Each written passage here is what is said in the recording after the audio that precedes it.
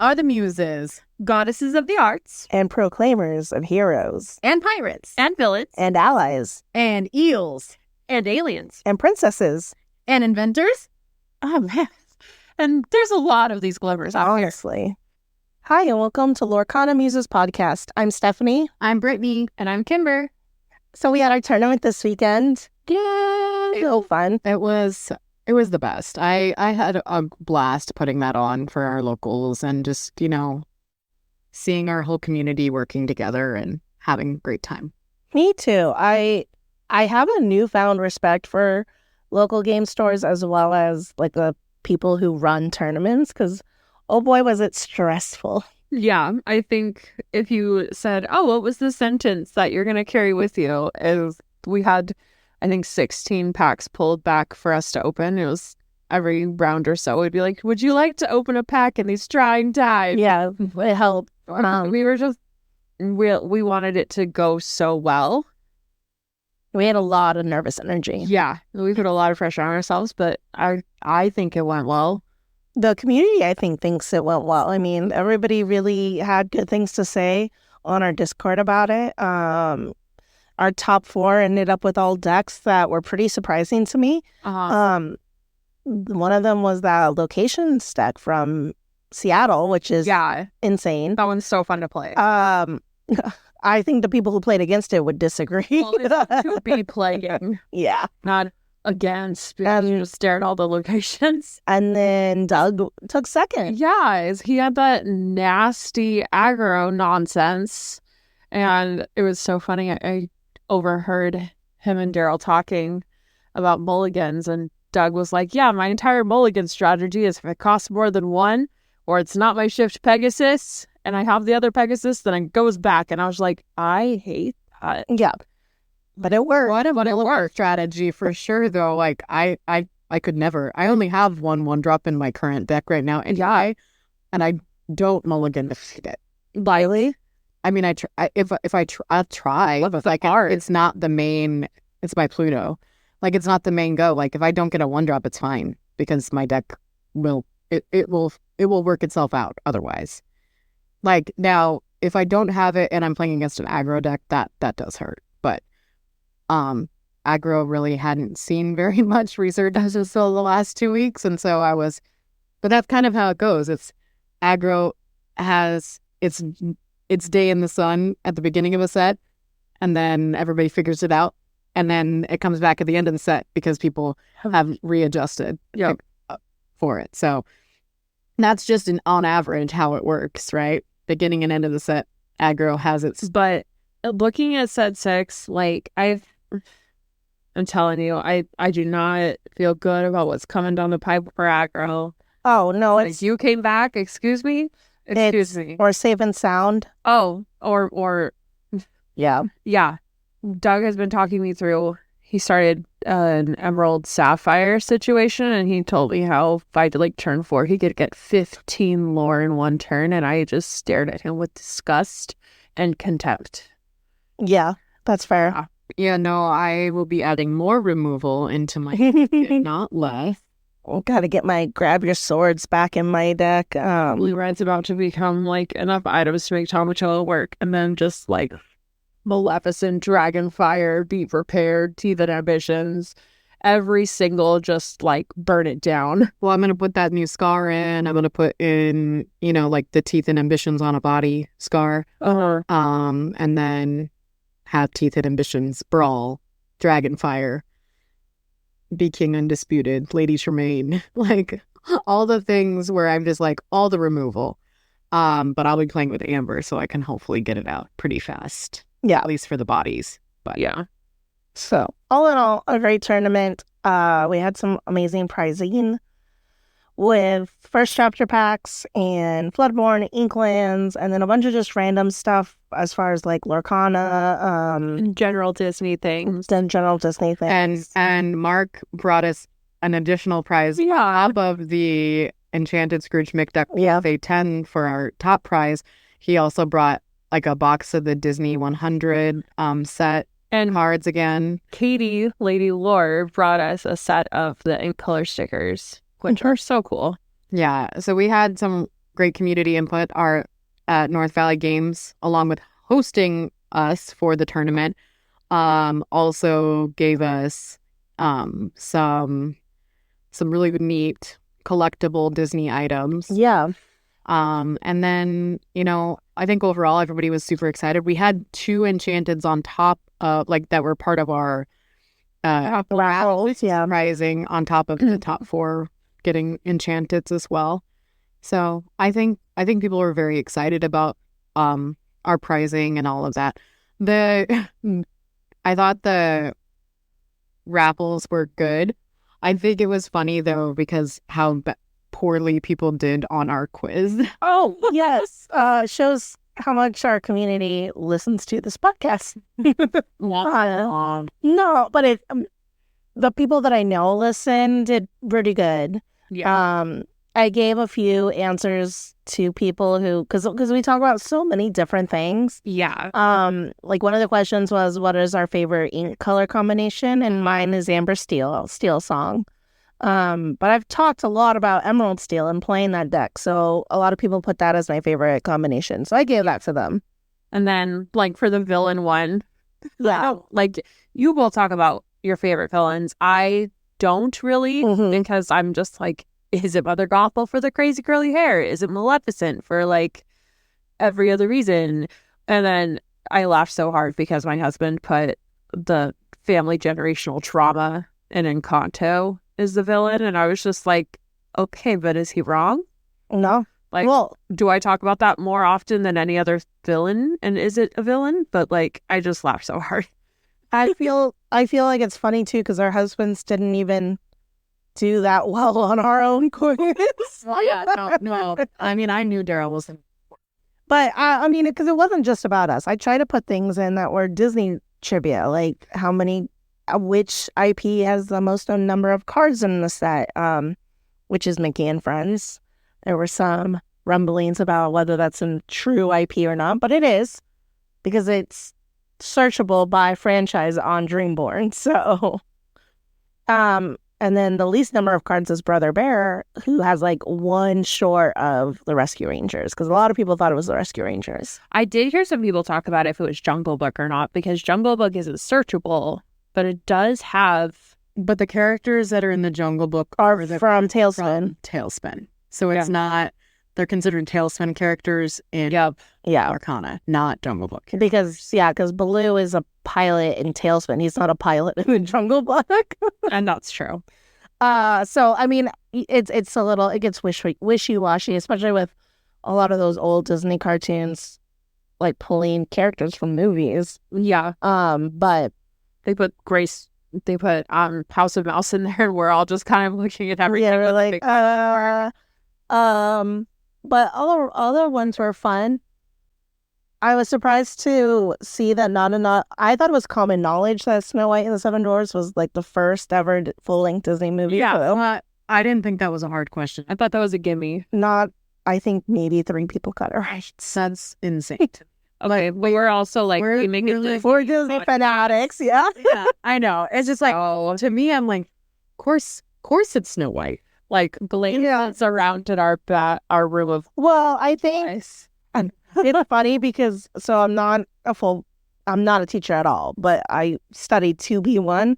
And one of my pet peeves and one of my teacher's pet peeves growing up was always read the full question. So I think people got tricked up because it does say full-length movie, and a lot of people put Steamboat Willie, I think, because they thought short or cartoon. Yeah. No movie. Reading comprehension. No, I was just thinking about teacher pet peeves and then me accidentally roasting your husband with handwriting. I heard about that no less than I think twice yesterday, so I would like to formally issue an apology. He's PTSD came back because every single one of his teachers had a problem with his handwriting. And then he has dyslexia and he's got ADD. So he's just I don't write ever. There's a reason why I don't write ever. Poor Alex. He was not pleased with looking at his handwriting and then having timber. Sorry. Well, and then he didn't put his name on his checklist. So then Brittany was his name is like we have no names, and he wasn't the only one that didn't have a name, but then I had to call out like the name of somebody's deck, and then it like That was like wow. well, they named their deck something where they had one of the characters in their title, and so like it basically told what kind of deck they had. So, but they also didn't put their name on their paper saying. We do the best we can. Lessons learned. Make sure you have legible handwriting and you put your name on your paper. I wouldn't have said anything. I just laughed because the place where you write your deck list, it says, please write neat and clear. Like, I was just like, that is him writing neat and clear. I mean, I laugh, but Daryl's handwriting is so bad he had somebody else write the answers to the quiz questions because his would be illegible. And I mean, and I write all of the paperwork in our house because Yep, me too. And I don't have great handwriting, but I have better handwriting. yeah, I mean, my handwriting is not fantastic, but it's better than his. I have third grade teacher handwriting. Yeah, I do not. So, but it's annoyingly good if I want it to be. I have STEAM teacher handwriting, so I type on the screens. I was really pleased because a Steel Song deck won the whole thing. Ha ha ha ha ha. Gross.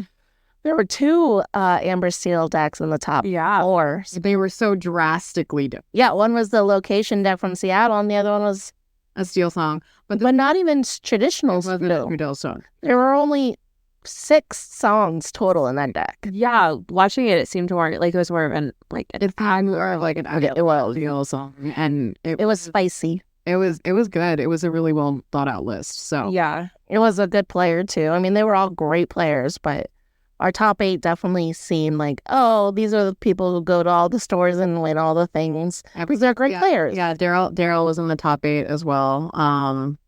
And so was our friend Dave. And then our friend Noah and things like that. So we had a bunch of people that were not unexpected. I know poor Noah got knocked out of top 8 because of that location deck. Like, I have no answers for that. And then, oh my gosh, you should have seen his son just ragging on him. Poor guy. Daryl lost to a pirate's life again. So, you know. Oh, wow, we're going to see so much more of that. It's like, be prepared for that, I guess. Speaking of Azurite Sea, segue here. We're going to sail toward this new topic. Yeah, we're going to sail away. Sail away, sail away. Come see. Friday's release day. Yay! So as this podcast drops, you guys only have one more day to wait for a product. I'm very excited. We have events going on all over the valley all weekend for the new set with limited play, which is I prefer limited play when it comes to like bigger tournaments.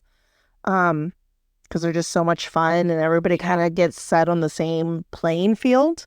Like, you can be good at drafting, you can be good at sealed, but it truly is whatever you get in the heart of the cards. So You get what you get and you don't throw a fit. Yeah, that's fair. I feel like I'm so bad at it.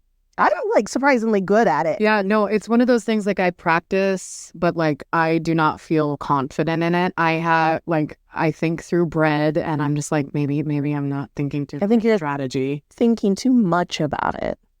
Maybe. Because I know I mean, I never overthink anything. I don't know what you're talking about. But I remember my first time before I went to a draft, like 10 minutes before, I like looked at my husband and I was like, I don't know what I'm doing. And so I went on Reddit and I was like, how to do draft good. And did Reddit help? it did. Oh, that's Like, surprising. make sure that you have like draw power. Yep. And some amount of removal. And honestly, like, that's fair. Yep. That's fair. And if you can, keep it low to the ground and don't play around with your I time to get fancy. don't know. I don't know because I don't think about bread. I know I should, and I know that that's like good. That is great advice. Okay, I'm stupid. What is bread aside from like glutinous sandwich? Aside from really, really good stuff. Yeah, like I love to eat bread. Tell me about bread. So bread is an acronym for limited play that allows you to think through the cards for each set in like a strategic way. Oh Yeah. yeah, this is about to ruin my life. You have bread. B is bomb, which is a card that has significant power. Usually it's like the winner or the win condition of your deck. You want removal, R. So anything that'll remove threats off of your opponent's board. Yep. Evasives. You won't love evasion. Aggro cards, so anything that has 2 lore counters or more, or pips or whatever they're called. And then a dud, so things you don't feel bad inking. Okay. Yeah. So I also be sometimes also bodyguard. So I've also Yeah. So but keep in mind bread helps you. And like I would say like dud or draw for Or draw. Draws are good one too. I've heard both. Yeah. I've also heard defense, so like has a big back end. Okay. So obviously there's so many different versions of bread, but that's the basis. It is bread. So like end of the day, listen to your heart. Yes. So if there's a great card, like don't be afraid just to grab it. So for me, I think I always go for inkables. I go for low to the ground cost. Usually evasives or high like aggro cards. Yeah. And then after that, once I feel confident in that, I look for other win conditions or bodyguards or a better strategy that way. Because I'm not an aggro player, but when it comes to draft and when it comes to sealed, I'm aggro for sure. And that's how I've won games. That makes sense. I think once you try to build it too, because I know some people try to put in a lot of win conditions or think a lot too much about, oh, I really like this card, but it's very conditional. And in another deck, it would work great. In a constructed deck, it would work great. No idea where you're getting. But you have no idea what kind of cards you're getting. So I would say don't get the cards that are a little too conditional. You need this to do that, or I have a shift target, so I want to get the other shift target. You don't know if you're going to get that shift target. Yeah. So, as like the other piece of advice I got from my how to be good at this search was like, if you want to be there just to get cool cards, that's fine. Well, and that's partly the other piece too. That's the other piece why I like it, and I don't mind. Even doing bad, I don't mind, because at least I'm getting 6 packs or 4 packs out of it. Yeah. So, and it's really a good time. It is. I liked sealed better than just draft.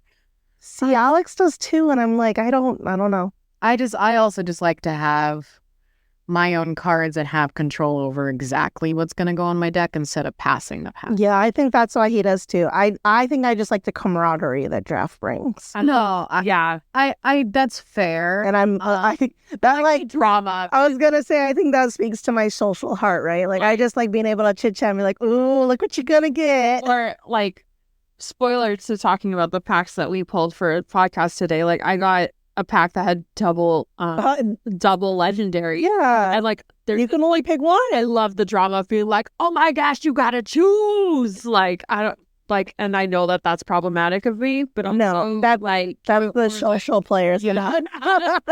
So like Alina, she pulled an enchanted and a legendary in a pack, right? Yeah, and she had to. Oh yeah, and so I remember that because Doug was sitting next to her and got the legendary. Because so she's like, I have to keep the enchanted. I think it was the blue Mufasa from last set, so it was like a good legend. Oh yeah, no, and I don't even remember what the enchanted was, but it was, or maybe it was a hollow legendary and a legendary. It was something like that. It was something like 2 really, really, really good cards. Yeah, just stare at it and you're like, what do I do? Before we get too much more into the decks we're building already in our minds and what we are excited for as I see, let's talk about organization. Yeah. Not a super sexy topic unless you like that kind of thing, and I do, so that's not for me.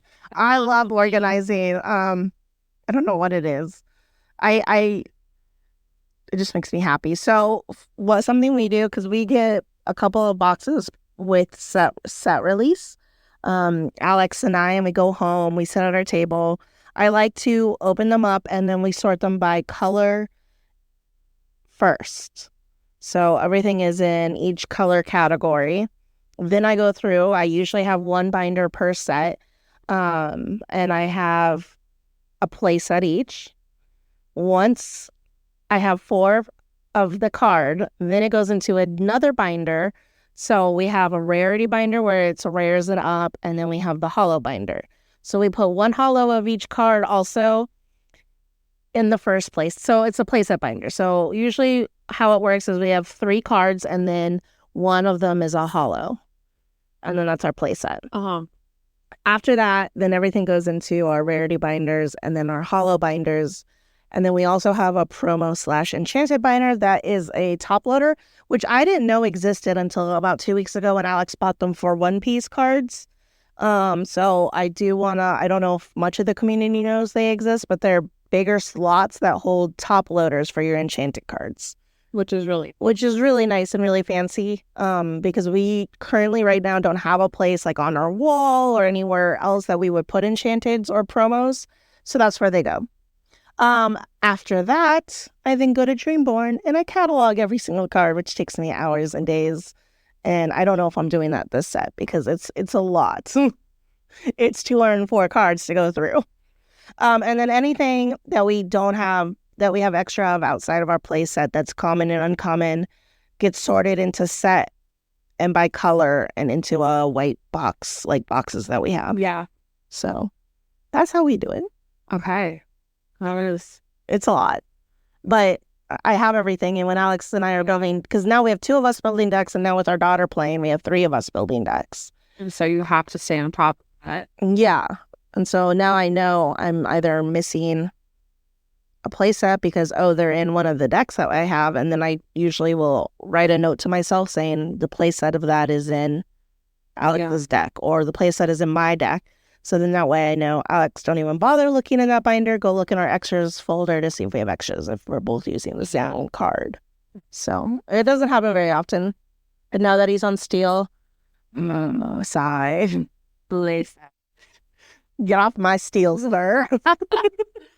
What we do at our house is we learned that the troves can pretty perfectly hold a play set of every card in the set. So we organize it by color, number, all that jazz.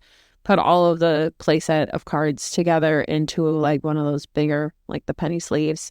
And then we kind of have this like index card system for checkout.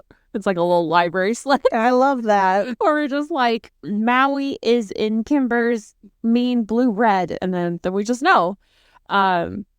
And that mostly works pretty well for us.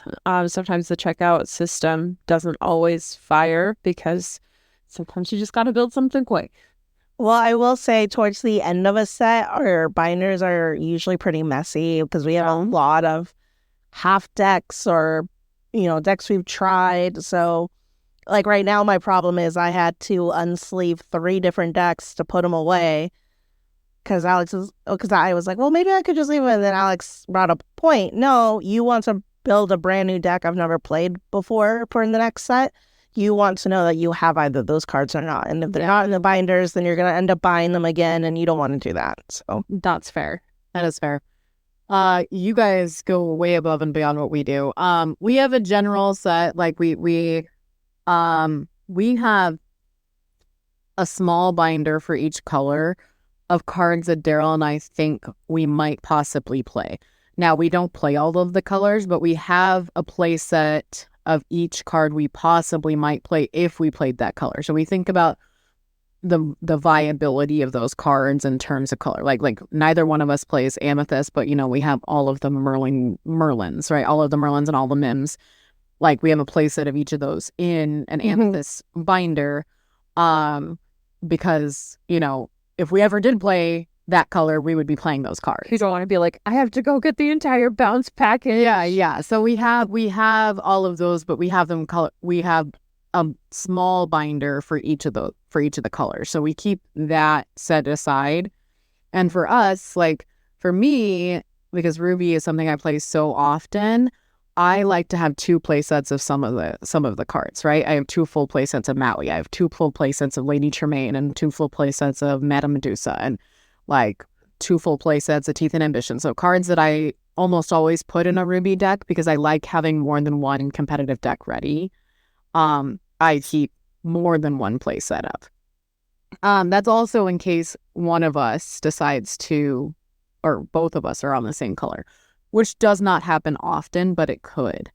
And like, because we both play Amber often, that is one that we try to have more than one play set of cards. Like, we only have one play set of Mufasas, but like, we have 2 full play sets of Rapunzels because Like, that's a spendy play set. yeah, no, But it's a good call. Well, the best we part. have It's 2 so full fun. play sets of the DLC version of Rapunzel. So Flex. Yeah. it's like we have, but I mean, we got them at Yeah.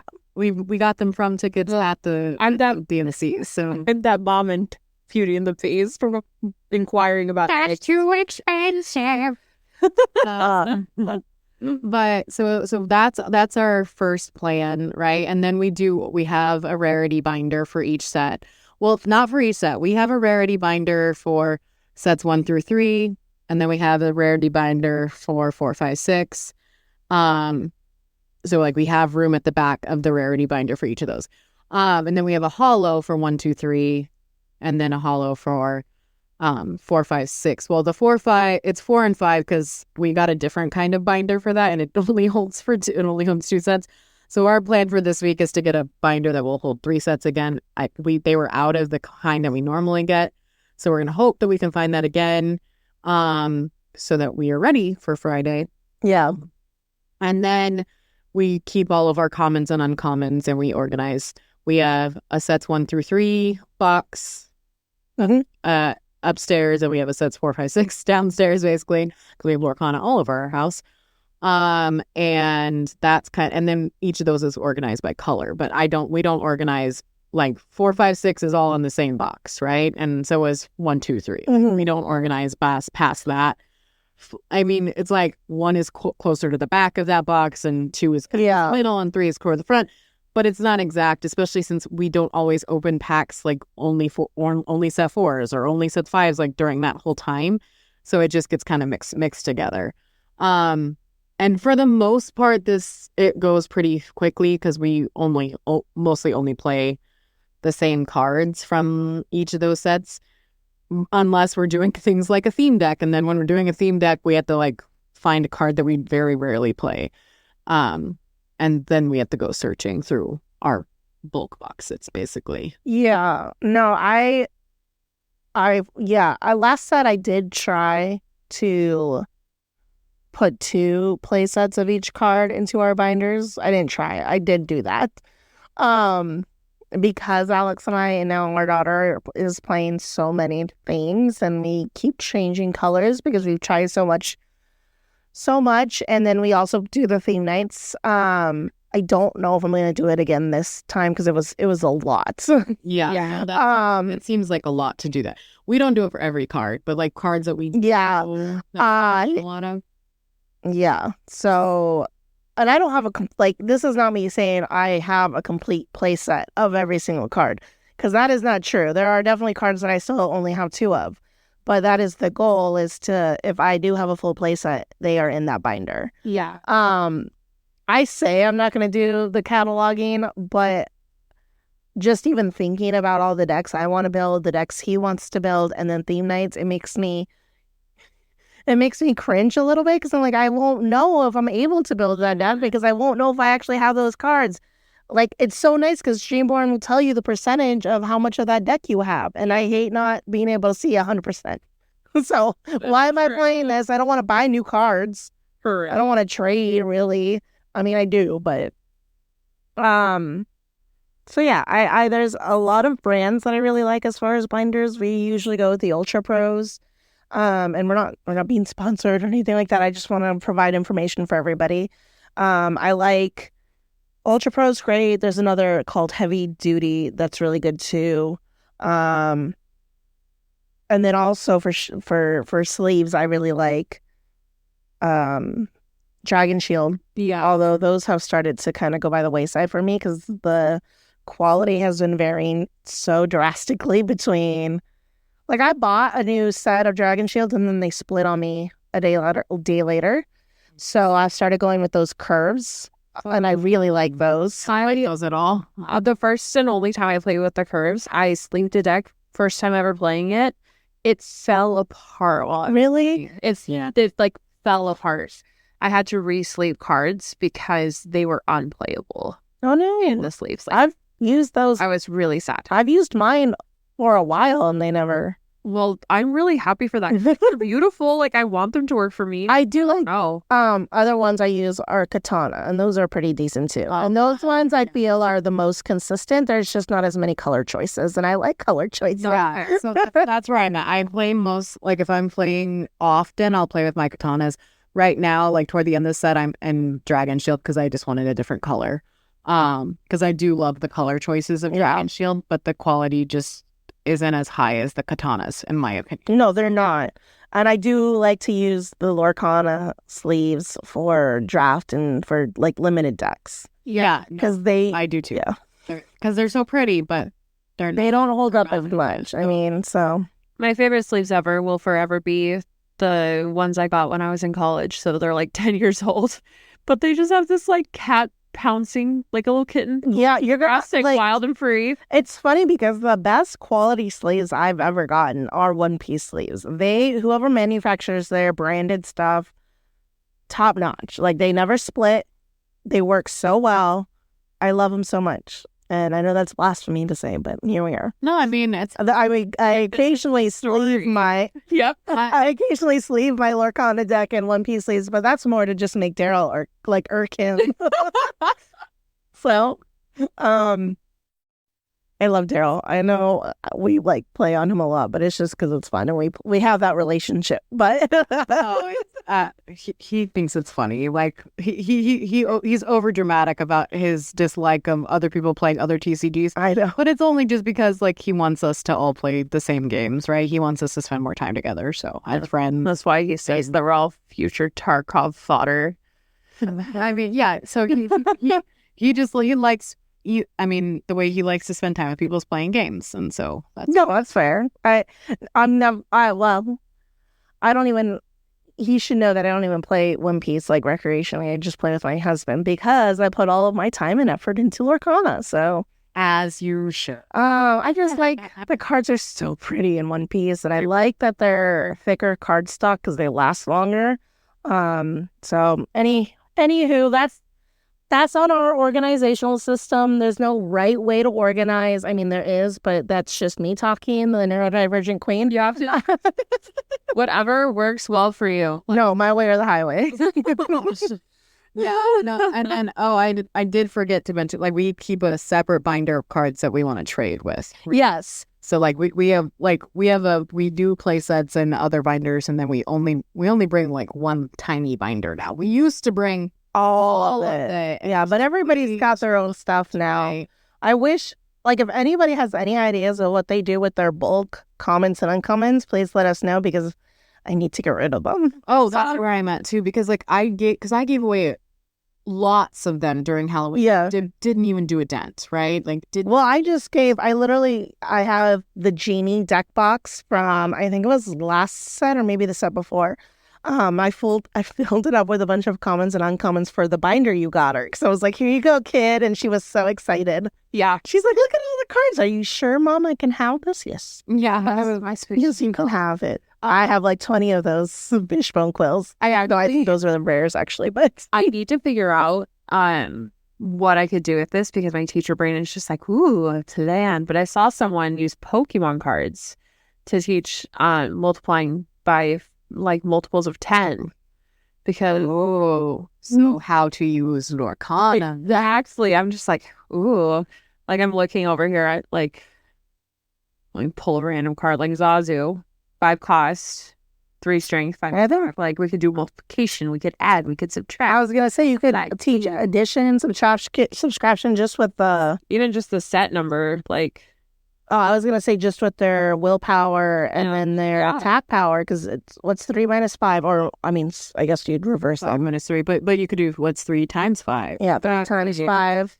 I'm just like, okay, now multiply it by the cost. Like, yeah, no, I know, just constantly trying to think of other ways what to do with our book. I know. I'm like, oh, let's think. Can we make a cosplay out of this? Can we make? I've seen people make like skirts out of them. Oh my! I don't know. How do you sew this? I don't know how to sew. Period. So I grew up in the generation of duct tape prom dresses. yeah. on person. Oh yeah, no, I've So, made it like is- wallets out of duct tape, but I haven't made a whole skirt. I did almost try to do it though. I have a friend who did it. It was Insane. incredible, and also like so it could long. never be me. Well, if anybody else has any ideas, let us know. For real. I'm all open. Ears are open. I'm very excited. I love organizing cards and I love opening boxes. It's my favorite time. Oh, I love opening cards, and I don't mind. I like organizing them the first day. Oh no, I will organize all day. It's the maintenance of it after the fact, right? That's like right. that's where I'm at with it. And I'm like, oh gosh, like Like, because because we open so many packs like throughout the week when we're playing at different leagues. It's just like one of those things that we open a lot of packs, right? We open a lot of packs that are older packs and newer packs. Like we open just a lot of cards. Yeah. I just save them up, like pile them on my desk, and then I mean, we have a box, right? That Yeah. like this is the to be sorted box. that box in another box. We smash it with a hammer.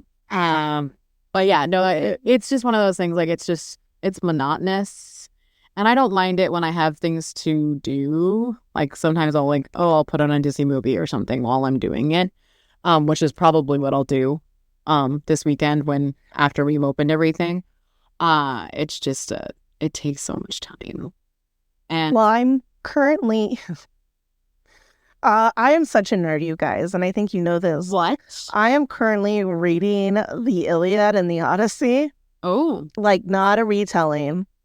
just the full one. And I am having somebody read it to me. I got it on Audible. but like the one that you have to read in high school. Yeah, but she's reading it to me because I love the Odyssey is one of my favorite stories.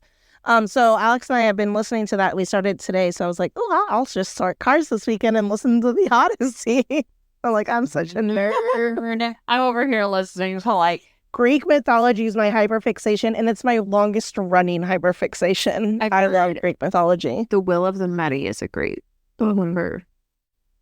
which is no surprise why Hades is and Hercules is one of my favorites. Honestly. That's fair. That's It was- totally fair.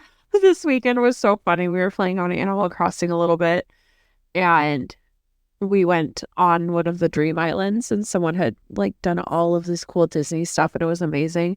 And my daughter just like looked at me. She's like, "I'm not going to be happy unless there's a Hercules section." And I was just like, Taught you well, young man. "Dang!" But wasn't. I looked over at her. She had this just like mischievous little smile. So that is organizing, and that is me being super, super spicy in the brain. No, but we love it. I think everybody has different systems, and I know some people that are like even more hyper organized Yeah. than we are, right? Like they don't even use Dreamboard, right? They like make their own Excel sheets and keep track of it that way. I know some people that like put all of their cards in a box and then put a QR code on the end so that you know what's in the box. Like Ooh, fancy. so like there's like a lot of different complex systems, or you can be as simple as you want. I just learned that both ends of the organizational spectrum can make me feel itchy. I was like that's like I like my system. I like my system. Everybody's gonna like their own system. I like that. Alex is one of the ones so we have had a deal. If we're going to play and collect a second TCG, I will not do the organization for that one because it's too much. That's fair. So he does Fine. he does One Piece. I do Lorcana. He does not because they don't have a Dreamborn system. They used to have one. It was super broken and it got taken down. So he does the spreadsheet, and then that kind of I don't like that. It hurts the brain. I like being able to see my Dreamborn, and then I'm gonna be really sad if ever Dreamborn goes down, and then there goes everything. But Oh yeah, but if I ever were to, I would make my own. Like I would not use Dream. I think because at my work and what I do for a living, I use a lot of spreadsheets every day. I cannot look at another spreadsheet. Yeah. I just can't do it. I like. But I like I pressing the button that says +1, +1, +1, +1. I wish there was a add playset button. There is no, there's just a look at your it'll tell you if you're missing any in a playset. Yeah. But on to spicy decks that we're building for set 6. Yay! I've got Favorite time. 2 that I think are pretty viable, and one, surprise, surprise, is a Steel Song one. But it's all princesses. That's fun. So I think the Steel Song Princess theme deck is so much more viable. I have, Because I know you tried it last set, but it just wasn't all there. But now with that Tiana, it's all there. Because Tiana and Kita play so well together. And you also have Vanellope that does something very similar to what they do. And then for added, hey, you guys have no attack power, but now I have Big Cindy and she's all the attack power and I'm going to kick your butts. Oh no, I haven't thought about that. Yeah, No, it's fun. So I that's what I do is I have, I try to get Moana out, which is a great card, the Determined Explorer. She's an uninkable, but she quests for 2 and her stat line is really good at a 3/4. And then the only non-princess card I have in there besides my songs and the one item is Pluto Guard Dog. And he is a bodyguard. But while this character has no damage, he gets +4 attack. So he makes him a 5/5 for an inkable 4-drop. So he's bodyguard Lord. So he's a bodyguard, Lawrence, and beefier. And then you feel it with Rapunzel. And you feel it like Rapunzel and then get all the card drop. Yeah. Okay. Yep. Okay. And I'm like, honestly, too, because the problem with Steel Song is the uninkables. Yeah. Right now, my uninkable count is at 16, and that's not bad. That's really, really great. That's objectively good. Yeah, it's pretty good. And then I have, the only item I have is the Queen Sunsecor, because that just gives me passive lore, and that also lets me search for more princesses. Or queens. yeah, no, I think it sounds great. It sounds disgusting and I hate it, but also Good. you should. You deck me because I have nothing made. I have. Wait, one more before you get into yours, because you have like 10. I have a crop. We have a sickness. The one I'm very excited to play, and the one that got Daryl's seal of like, you need to play this for the next set champs and do good with it, is the Emerald Amethyst Bounce deck. It's called EA Bounce.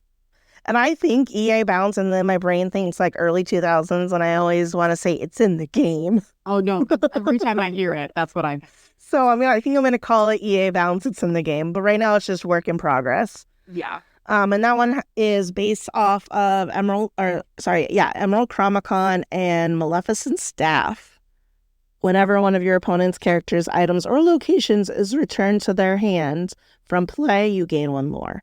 So this is not only good for playing against a bounce deck, but the Emerald Chromicon makes it viable for any deck you're playing against.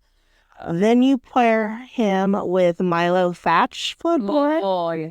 When those characters banish, return all opposing characters to players' hands. Oh, and then if you pair that with the Lyle. So I pair him with Lyle. Sorry, I'm losing my voice. Whenever one of your other characters is banished, they lose, or your opponent loses lore. Oh, are you running the big Clarabelle with that? No, I'm not. Because if you had her out and Milo just like throws everything back into your opponent's hand, you're just like, oh my gosh, you have so many cards in your hand. I guess I'll do that too. I don't have that right now. I do have Ursula Deceiver of All, because the 2 songs I have are Poor Unfortunate Souls. Return chosen character, item, or location would cost 2 or less to their player's hand. And I can sing that twice.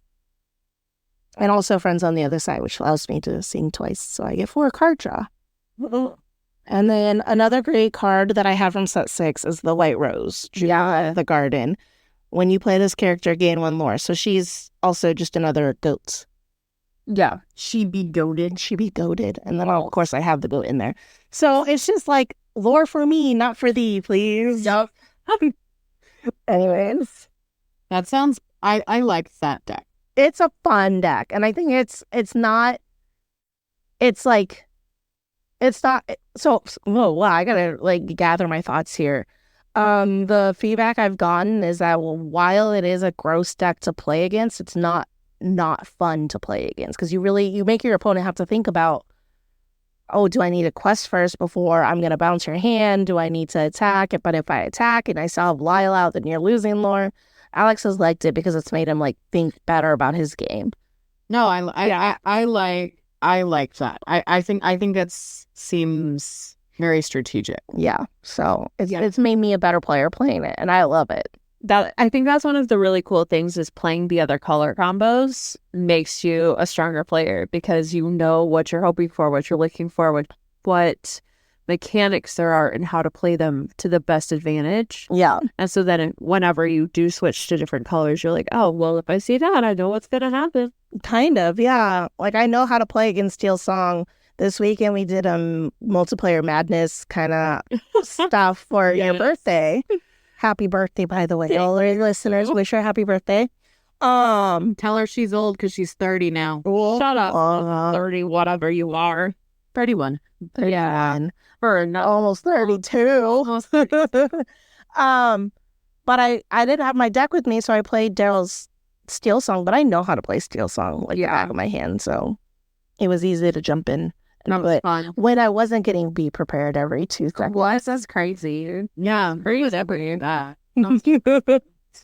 All right, ladies, what Ruby decks are we concocting? I just was on Dreamboard and I looked at the decks and I didn't build all of these in the last 10 days, but I've at least touched and edited all of them in the last 10 days. And there's 29 decks that I have done things with. In the last 10 days. 29 days. We avoid all responsibilities building decks, Brittany. Yes. Don't Look, you know this? Right here. I had zero decks Look, like zero. Scroll. Boom, boom. Oh, scroll. Like I have one for each color because that's what our my brain colors that are. Oh, I think because you deck build very differently than how Kimber and I deck build. Oh, because I hyper analyze every card I play. No, and Kimber and I are like, here's a combination, let's go. together, and then you try it, and then you tweak it, or you just drop it. And that's why there are so many tweaks. And so this is I also don't do any like webcam practice. Either, right? Yeah. It's like, so because you guys can play like. Yeah, we can play the webcam against each other because we're home a lot because of the kiddos, and that's helpful. Yeah, but I don't do that. So like I'm not pre-building anything because. Well, we have the time to make like proxies, and my proxies are like, here's the name of the card and here's what it does. Yeah. I don't make the pictures like some people do. Oh my gosh, that could never be me. No, but so that's why I'm like, that's part of why I don't do it is because I also like, I have to just play with the real card. Like that's for me, the only way it works for me. And those torn up pieces of binder paper. Yeah, we've done a lot of good work. Yeah, it's just the way my brain works. Like I can't do it unless it's the real card. Speaking of uncommons and commons, I did have somebody come to me and say they use old commons and uncommons for proxies. They write it on Sharpie, and that's not a bad idea. I don't hate that. I was like, that's better than paper because I'm like killing a tree every time I make proxies. Truly. I'm excited for, I know I've talked about it, but all of the pirate synergy because it really does feel like very playable and even competitive. Yeah. With all the pirate combos. Like I've got a Christmas, I've got the red steel pirate combos. I'm making a fun one right now that's Ruby Sapphire, and I inked my grandma because it's so and then the big Tala. I love it. I've got Tala Jafar wheels. I've got I am so excited. Like, yeah, Steel Pokédeck, Microbot testing, Flying Purple People Eater, Mr. Steal Your Heart for all the monochrome stuff. One day I was feeling particularly spicy and just made a deck called Fight Me. That is all about Shere Khan and I love it. Challenge. Fight Me. That's fun. Yeah. Yeah. I mean, I have decks brewing in my head. Yeah. I haven't built any out on Dreamborn or anything. Are there any particular cards you think will go really well besides the Speedway? Because I know about the Speedway. So like I already have, right, my just-in-time Jim Hawkins deck, which is already an Amber Ruby location deck. Yeah. That I will probably just alter with the Speedway and the secondary speed. Like I'll put both Speedway because I don't have the Ruby Speedway in there yet. I'm just gonna build you a deck right now while you're talking. And so I'll put in both Speedways and then because I'll probably take out because I had both Pride lands in that. I'll probably take out one of those Pride lands. Yeah. so that I have more space. Like I know that there are lots of decks that are like, oh, 28 locations. I don't think that those work quite as well because it doesn't work against more variety of decks. And I like my decks to be more mid-range and be able to work against I don't know. a variety. The fact that one of them made top 4, I mean, we had so many different decks. I'm not saying that deck wasn't viable. I'm just saying I think there's already going to be a lot of people putting in location removal that wasn't in this. Well, that's true. That deck did so well. But because of how many decks are already going to be planning on putting in more locations, I think that location removal is going to get higher in this next set. So I want to make sure that it's not just locations or just characters that are location based. Asking for a friend, how many locations would you prefer? I like around 18, I think is a good number of locations. It really depends on the ink ability though, of what those look like. So like it really depends on which. Yeah, because how do you do with ink ability in your deck? That's something I struggle with those two colors. So Amber, Ruby, like making sure, because a lot of those cards that I want to play, like Just in Time, is uninkable. Yeah. And a lot of those locations that are high quality are uninkable. So it's just one of those things where I'm just like, okay, I have to balance out uninkability with the discount. So like Just in Time's a good discount for Jim Hawkins. That makes sense. But then you have to also have other cards that card makes sense for, like Maui. Mm-hmm. And so you have to really balance it out. And as someone who's played a lot of location decks, I think a lot of people are excited for them, but they don't necessarily know how to run them well because they haven't played them often. Mm-hmm. I think it's exciting to have a new, like, I'm excited like that new, more people are playing them so that more people are more like aware of them.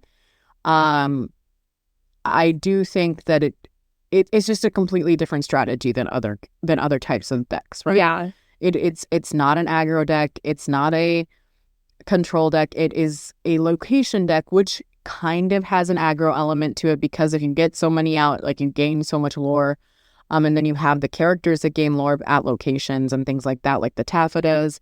You get the card draw off the Fix-It Felix, and you get the card draw off of that new, I think Minnie Mouse is the one that gives you the card draw where you get the location from your discard. Yeah, the location from your discard. Like, you got rid of that. Exactly.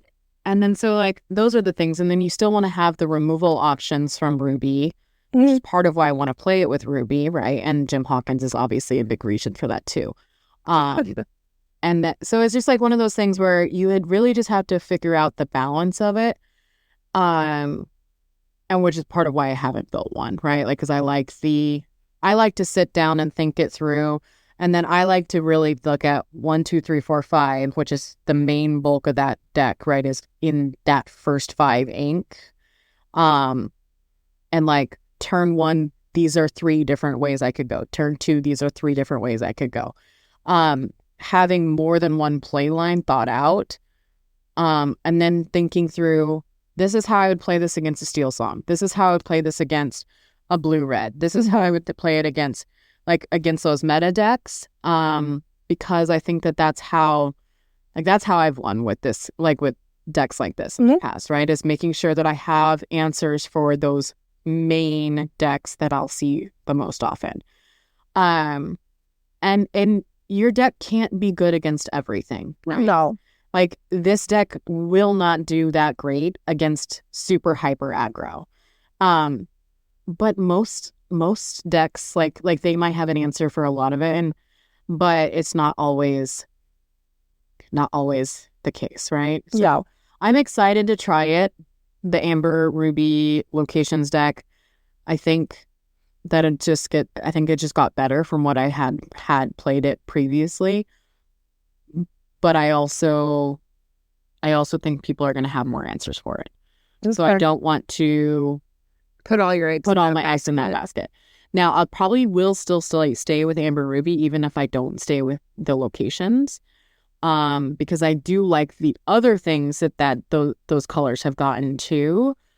Because I mean, my competitive deck right now is Amber Ruby, right? It's using all of the discount Amber characters like Gaston and Doc and Pluto, and then getting out the Ruby big heavy hitters and then using some bodyguards too. Yeah. I still think that that's going to be a pretty good deck, especially now like with Simba and with a few more of those heavy Ruby characters. I really like the Scar.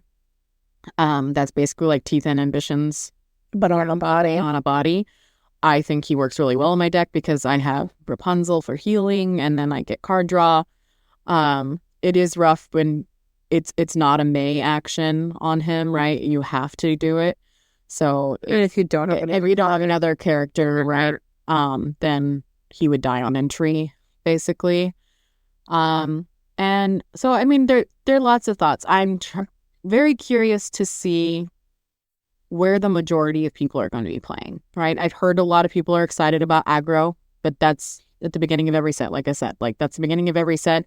Aggro seems to have a lot of people that are excited about it. But I'm also curious to see, are people just planning on improving their meta decks again? Or are some decks going to just see a real big swing, right? Are there going to be decks that are just like new, right? But I'm happy to see where the competitive side of Dexter is going, as someone who plays competitively, right? I also am super excited to see more synergy between cards, because then that means that more theme decks are going to be awesome, right? Like that dragon synergy that we were talking about off mic earlier, and we'd love to see more sorcerer synergy, right? With the card that we got to review. Yeah. So I love more synergy between cards, if only that means because we can have more options for gameplay. I do like how some of these cards look like they were made to have a really great synergy for like multiplayer games, which we had so much fun playing that this weekend. Yeah. I'd love to be able to do that more. I want to do that more. You shared with me an idea for our next tournament, which was like a duos tournament, and I love the idea. I saw that too, and Enchanted Kim did that, and I think that looks so fun. Yeah. I would love to play that. Yeah, because somebody was asking us, "Oh, when's your next tournament?" Yeah. Like, well, we don't know. Like we just had our first one. Like we're still recovering. But I'd like for it to be something different, right? I do too. I really liked our Enchanted tournament. I liked that it was like a full competitive tournament, with great prizing. Right. But I think the multiplayer or even like a duos tournament still lean competitively, because you can bring your competitive decks, play them with your partner. Yeah. But it also makes you think about how well your deck goes with somebody else's deck. So I like the idea of drafting and then playing multiplayer or things like that too. So like just add some variety in the types of tournaments you're playing, and I think it might give us a variety of players. Yeah. So I'm sure you can expect to see more of that. We want to do all kinds of tournaments because we are all kinds of muses. Yeah. There's so many different aspects of what we like about this game. So let us know how you guys are doing with pools, and if anybody pulls an Enchanted, because I'm sure people will be pulling the Brittany will pull like 5 day of. Oh my gosh. We pulled 2 day of last set. Only 2. We both say immediately. Only 2 out of like the first 2 packs, I think. Yeah. Yeah, it was. Yeah. I think it was the exact first 2 packs. I was cannons, and then I haven't pulled any for the rest of the set. Oh no, my tiny violin is playing right now. No, but you want more of the Enchanted. I do. I'm very excited for these, and I am both sad that people don't like them as much, but also happy that people don't like them as much, because then I can buy them. Yeah, we'll see. I was like, because then I can has them. I think it just makes me, while I don't like the arts, excited because they're trying something new. Mm-hmm. So then I'm excited for like what else they might do for future sets. So Yeah, I love them. not for me, but really excited that they're trying it. Yeah, I love them. I love the variety. We put out our tier list last week after our podcast episode, and I I was like all at the bottom. And then you guys hurt my feelings with Piglet. Well, he's just got to be better. I guess. Make me a better at Piglet and Enchanted. I feel I didn't hate. I didn't. You didn't put him super down. No, he was in the middle for me. I was shocked that But it was also like we also didn't think about it in terms of just art, right? Like it was also like playability, play it personally. Yeah. Yeah, and I wouldn't like. First of all, he's steel. So Mine were probably just wouldn't play it. You were just And 5. I was just bad. And then second of all, like I did like the background on his art is really dark, and so like, Yeah. that was the other thing about it is like he was great. We had listeners like make their own tier lists after they thought it was so cool that we did ours, and then one of the person's tier lists had a category and it was just big cats, and that's how they rated them. And I think That I love it was like Shere Khan and Scar, and I was like, yes, this is the only category that matters. to be honest. It is the only category I will ever go with from now on. So yeah, it's big cat. big cats. All right, you guys. Well, hopefully you guys have a really fun Azurite weekend. Azurite Sea weekend. Wow. We hope we wish you the best sailing. Happy sailing. So happy questing. Happy sailing. No, but yeah. Tweet us, find us. Legendaries. May your rares be legendaries. May your foils be enchanted. We love you guys so much. Can't wait to see you more. Follow us on all our socials. We're now on Blue Sky, which is exciting. So we're at the Lorcana Muses there. Also on Instagram and TikTok. We're at Lorcana Muses Pod on X/Twitter. And then email us at thelorcanamuses@gmail.com. Happy sailing! Happy sailing. Happy sailing.